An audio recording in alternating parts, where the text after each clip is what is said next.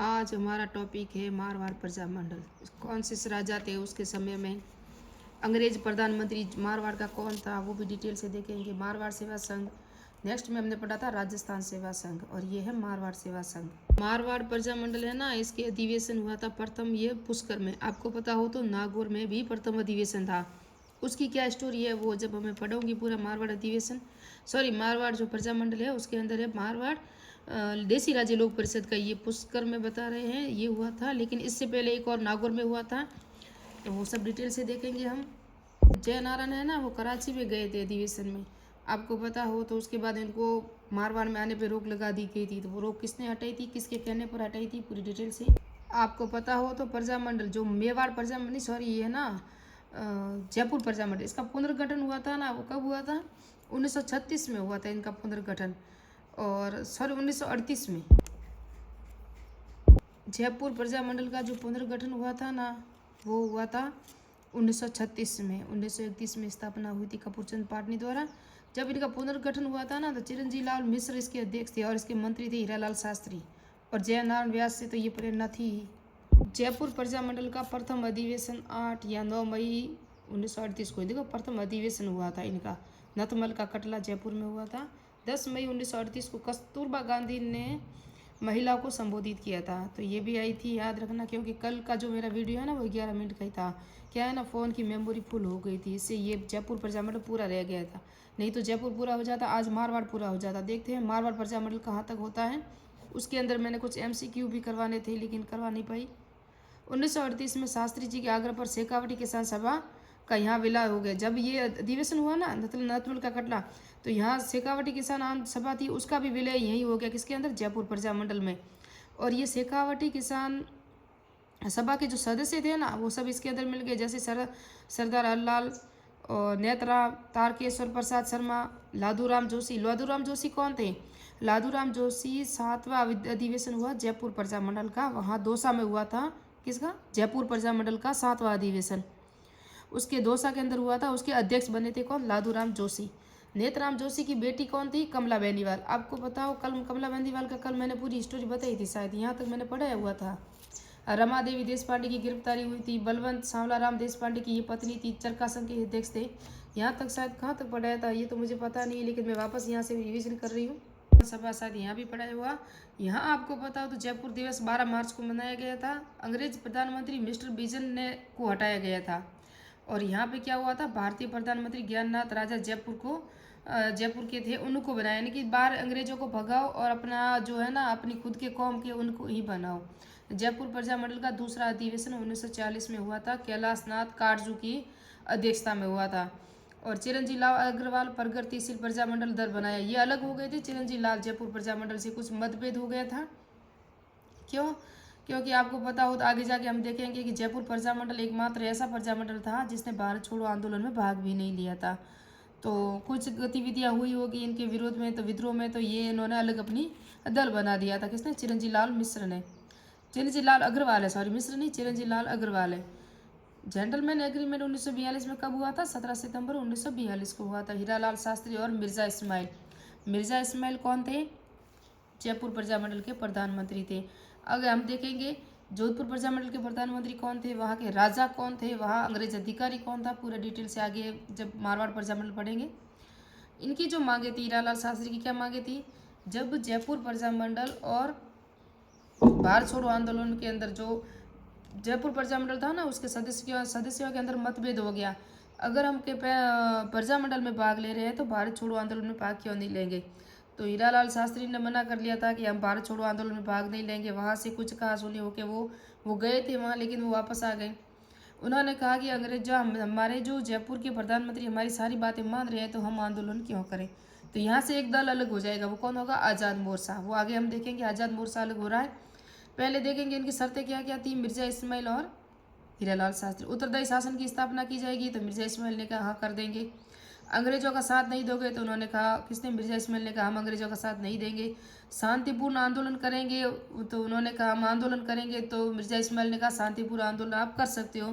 उसकी भी अनुमति इनको मिल गई थी, किसको, हीरालाल शास्त्री को। उन्होंने कहा ब्रिटिश भारत से विद्रोहियों को शरण नहीं देंगे। जो ब्रिटिश रियासतें थी, अंग्रेज देसी रियासतें अलग थी, ब्रिटिश रियासतें अलग थी, वहाँ से जो भी विद्रोही आएगा ना उसको आप शरण नहीं दोगे। किन्होंने कहा, राजा ने कहा अंग्रेज अधिकारी जो भी आएगा उसको शरण नहीं दोगे।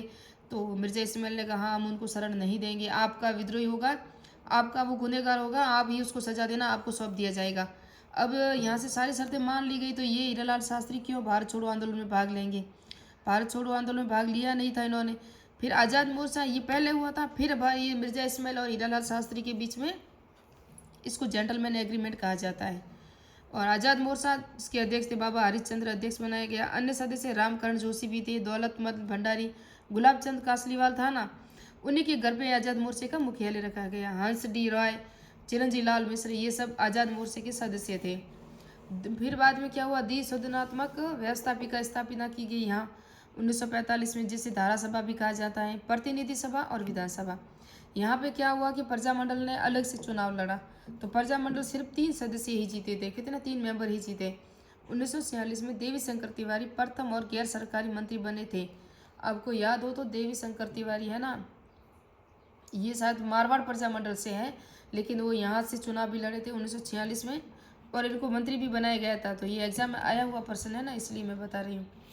प्रजामंडल के 5वें अधिवेशन की अध्यक्षता हिंडोन में हुई थी। कहाँ हुई थी अध्यक्षता, यानी कि ये हुआ था हिंडोन में था, लेकिन इसकी अध्यक्षता किसने की थी, इन्होंने की थी, देवी शंकर तिवारी ने की थी। समाचार पत्र देवी शंकर तिवारी ने कौन सा निकाला था, लोकवाणी निकाला था। और जयभूमि किसने निकाला था, गुलाब चंद काला था ना, उसने जयभूमि समाचार पत्र निकाला, लोकवाणी निकाला था देवी शंकर तिवारी ने। और आगे हम देखते हैं, जयपुर प्रजामंडल की जो अध्यक्ष था जानकी देवी बजाज, 1944 में है ना, इस प्रजामंडल की अध्यक्ष बनी थी जानकी देवी बजाज। 1 जून 1944 को उत्तरदायी सरकार का एक्ट पारित किया गया। जयपुर रियासत से 7वीं सभा में 3 सदस्य, संविधान सभा में जयपुर रियासत से 3 सदस्य कौन कौन से, दो जो संविधान सभा में गए थे, वीटी कृष्णाचारी, हीरालाल शास्त्री, सरदार सिंह खेतड़ी के महाराजा थे। और ये उपाध्यक्ष भी बने थे, कौन, वीटी कृष्णाचारी है ना, ये उपाध्यक्ष बने थे संविधान सभा के, ये भी याद रखना। तो ये इंपॉर्टेंट था, वो बता दिया। अभी हम पढ़ेंगे मारवाड़ प्रजामंडल। मारवाड़ प्रजामंडल के समय राजा कौन थे, उमेश सिंह। स्थापना 1934 में जयनारायण व्यास तो इनकी प्रेरणा थी, लेकिन इसके अध्यक्ष बने थे भंवरलाल सराफ थे, जो मारवाड़ प्रजामंडल के अध्यक्ष थे भंवरलाल सराफ 1934 में। प्रजामंडल से पहले कौन कौन से अधिनियम पारित हुए, प्रजामंडल से पहले कौन कौन से संगठन बने, पहले उनको देखेंगे हम। तो प्रजामंडल से पहले जो संगठन बना था ना, यहाँ जो उमेश सिंह का जो मंत्री था सर सुखदेव प्रसाद से सभी जो जनता या प्रजा थी सब नाराज थी, क्योंकि इन्होंने ऐसे ऐसे एक्ट पारित किए थे। मारवाड़ राजद्रोह अधिनियम 1909, यानी कि आप कोई भी राजद्रोह करोगे तो आपको अधिनियम के तहत आपको सजा वगैरह मिल सकती है। मारवाड़ प्रेस अधिनियम 1922, यहाँ आप कुछ भी सरकार के खिलाफ छाप नहीं सकते, कुछ नहीं छापोगे तो आपको गिरफ्तार किया जाएगा। Marwar public society ordinance act 1934, very important है, ये भी मारवाड़ प्रजामंडल से संबंधित है। अब मारवाड़ प्रजामंडल से पहले संगठन कौन से थे, मारवाड़ सेवा संघ 1920, इसके संस्थापक जयनारायण व्यास, अध्यक्ष दुर्गा शंकर, मंत्री कौन थे, प्रयागराज भंडारी, ये इसके मंत्री थे। मारवाड़ सेवा संघ है ना, इसने किसका विद्रोह किया था, तोल आंदोलन 1921 में हुआ था, जो पहले 100 शेर होता था। यहाँ जो तोल आंदोलन है, जो भी सामान आप लोगे तो 100 शेर का ये तोल किलो वगैरह नहीं होगा, सिर्फ 80 शेर होंगे। इसके खिलाफ ये आंदोलन हुआ था और फिर वापस सरकार को झुकना पड़ा और 100 शेर करना पड़ा। मारवाड़ हितकारिणी सभा, पुराना नाम क्या था, मरुधर हितकारिणी सभा, जो 1918 में चांदमल सुराना ने इसकी स्थापना की थी, लेकिन इसका पुनर्गठन 1923 में हुआ था और जयनारायण व्यास ने की थी। तो मरुधर हितकारिणी सभा चांदमल सुराना 1918 में, और उसी का नाम चेंज करके मारवाड़ हितकारिणी सभा 1923 में इनका पुनर्गठन किया गया जयनारायण व्यास द्वारा। इनका जो मारवाड़ हितकारिणी सभा है ना, इनका उद्देश्य था मादा पशुओं की निकासी के खिलाफ आंदोलन। जितनी भी गाय के बछड़े बकरियां, गाय जिनको भी आप बाहर बेच रहे थे, निर्यात कर रहे थे, उनका विद्रोह किया था इस संस्था ने, मारवाड़ हितकारिणी सभा, जो जयनारायण व्यास ने इसकी स्थापना की थी। कहा कि हम अपना जो माल या मवेशी बाहर नहीं भेजेंगे, क्योंकि हमारे दूध घी मक्खन सबका कमी आ जाएगी, इसलिए हम अपने जो मवेशी हैं उनको नहीं निर्यात नहीं होने देंगे, क्योंकि एक्सपोज करेंगे ना तो वहाँ इसको आपको भी टैक्स मिलता था राजा को, उमेद सिंह को, लेकिन इन्होंने टैक्स मिलने से क्यों इनकार करेंगे। लेकिन जब प्रजा ने जनता ने विद्रोह कर लिया तो इनको भी ये रद्द करना पड़ा। दूसरा जो ये आंदोलन मारवाड़ हितकानी सभा है ना, उन्होंने किया खाद्य अनाज के निर्यात के खिलाफ। यहाँ से अनाज जितना भी होता था ना वो बाहर जा रहा था। उन्होंने कहा हमारी खुद की प्रजा ही भूखे मर रही है, आप बाहर नहीं भेजो। लेकिन फिर भी इन्होंने ये किया तो फिर जनता ने आंदोलन करना शुरू कर दिया, प्रजा ने, ये जो सारे संगठन बन गए इन्होंने भी विद्रोह कर लिया। तो भी ये भी रद्द करना पड़ा किसको, राजा को। नौकरियों का मारवाड़ीकरण की मांग, बाहर वालों को नौकरी नहीं, यानी कि जो नौकरी है ना, पहले नौकरियां क्या दी जाती थी, बाहर के लोगों को, अंग्रेजों को दी जाती थी, फारसी जानने वालों को दी जाती थी, जो हिंदी जानने वाले थे उनको नहीं दी जाती थी। लेकिन यहाँ इनका जो ये मकसद था, ये आंदोलन, ये संगठन बनाया था, उस मकसद था, और ये तीनों ही इनके जो मकसद थे, उद्देश्य पूरे हो गए थे। नौकरियों में भी मारवाड़ीकरण हुआ, बाहर के लोगों को नौकरी नहीं दी गई, और हिंदी भाषा को राजभाषा बनाने के लिए भी इन्होंने जो कार्य किया था वो भी हुआ, और अंग्रेजों को भी नई जॉब देंगे, और खाद्यान्न भी प्रतिबंध लगा दिया। मादा पशुओं की निकासी के खिलाफ जो भी था वो भी इन्होंने प्रतिबंध कर दिया, नहीं जाने दिया, और राजा ने सारी शर्तें मान ली थी उस आंदोलन या संगठन के वजह से। 1931 में मारवाड़ यूथ लीग को विलय हुआ। ये दोनों का, मारवाड़ हितकारिणी सभा थी ना, उसका विलय कहाँ हुआ, मारवाड़ यूथ लीग में विलय हो गया। किसने, हितकारिणी सभा का विलय हो गया था इसके अंदर। मारवाड़ देशी राज्य लोक परिषद 1929 में क्यों किसने की थी, जयनारायण व्यास ने। आपको पता हो तो मारवाड़ अखिल भारतीय देशी राज्य लोक परिषद का जो अधिवेशन था वो बॉम्बे में हुआ था, और वहाँ गए थे कौन, ये गए थे जयनारायण व्यास। और उन्हीं की तर्ज पर राजस्थान में भी ये जोधपुर में भी मारवाड़ देशी राज्य लोक परिषद की स्थापना की गई थी। प्रथम अधिवेशन 12 अक्टूबर 1929 को बनाने की जो घोषणा की गई थी, लेकिन सरकार ने, राजा ने रोक लगा दी थी। इसके सदस्य जयनारायण व्यास, आनंदराज सुराणा, भंवरलाल सराफ, तीनों को गिरफ्तार भी कर लिया गया था जब ये अधिवेशन हो रहा था। ये अधिवेशन कहाँ हो रहा था, नागौर में हो रहा था, और नागौर की विशेष अदालत में इनका मुकदमा भी चला, और फिर वापस से इसका अधिवेशन होगा। मैंने बताया था ना, पहला अधिवेशन ये नहीं, ये हुआ था, लेकिन इसको रद्द कर दिया। इस मारवाड़ देशी राज्य लोक परिषद की संस्था को भी गैरकानूनी घोषित कर दिया मारवाड़ सरकार या जोधपुर सरकार ने। फिर मारवाड़ हितकारिणी सभा ने एक लघु पुस्तिका, यहाँ मारवाड़ हितकारिणी सभा थी ना, या आप चाहे मारवाड़ यूथ लीग कह लो, उन्होंने एक लघु पुस्तिका पेपर छापा, मारवाड़ के सपूतों का बलिदान, नागौर मुकदमे का फैसला। ये किसने छापा था, जयनारायण व्यास ने, और मारवाड़ हितकारिणी सभा के द्वारा छापा गया था। क्योंकि जब ये हुआ ना, यहाँ इनको गिरफ्तार कर लिया, फिर जो ये थे ना जयनारायण व्यास, इनको तो 2 साल की कारावास और 500 का जुर्माना लगा था, 2.5 साल की कारावास। बाकी दोनों को 2-2 साल का मुकदमा, जो कारावास, और 500 का जुर्माना लगा था इन दोनों पर। कई जो शासन बनाने की जो थी ना मंशा, वो समाप्त होती जा रही थी।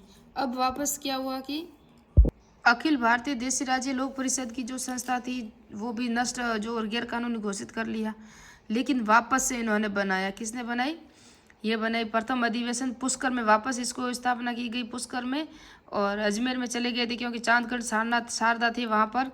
उन्होंने कहा वहाँ पर शायद कुछ हंगामा नहीं होगा। 24-25 नवंबर 1931 को इसका प्रथम अधिवेशन हुआ। किसका, मारवाड़ अखिल भारतीय लोक परिषद है ना, उसका हुआ। किसका हुआ, मारवाड़ देशी राज्य लोक परिषद का जो ये तो प्रथम अधिवेशन है। पहले नागौर में उसको गैर कानूनी घोषित कर लिया, उनको जेल में डाल दिया गया था, लेकिन वापस से किया 1931 में, वो 1929 था। अब 2 साल बाद इसके अध्यक्ष चांदगढ़ साना अब अजमेर में चले आए। ये कस्तूरबा गांधी, काका कालेलकर, मणिलाल कोठारी, ये तीनों थे, और 22 प्रस्ताव यहाँ पास कर दिए गए। मारवाड़ यूथ लीग 10 मई 1931 को, इसके संस्थापक जयनारायण व्यास और अध्यक्ष भीमराज पुरोहित और मंत्री मानमल जैन थे।